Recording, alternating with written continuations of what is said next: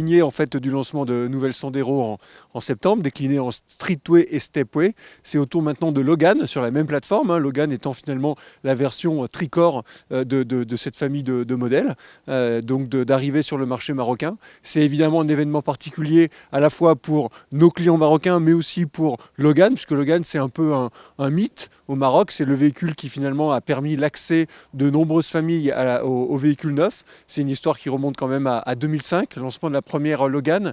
Il s'en est écoulé quasiment 200 000 depuis au Maroc. C'est une star du marché, hein. Jamais un véhicule n'avait été autant vendu que Logan. Donc cette troisième génération, elle était fortement attendue.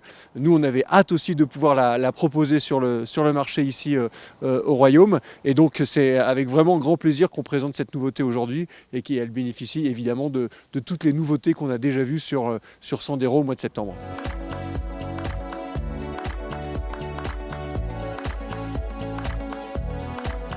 C'est vraiment un tout nouveau véhicule sur une nouvelle plateforme et on a vraiment un saut très important en termes de prestations, puisque cette nouvelle plateforme, la fameuse plateforme CMFB de l'Alliance Renault-Nissan, et qu'on utilise déjà sur Renault Clio, sur Renault Captur, bien sûr sur nouvelle Sandero, arrive sur nouvelle Logan. Ça veut dire des prestations revues nettement à la hausse en termes d'insonorisation, de confort, de comportement routier, mais aussi de technologie embarquée, à la fois au service de la sécurité, mais aussi du confort. Juste un exemple, la carte main libre qui fait son apparition sur cette voiture, ou encore le frein de parking automatique, c'est des nouveautés qui évidemment sont majeures sur ce segment.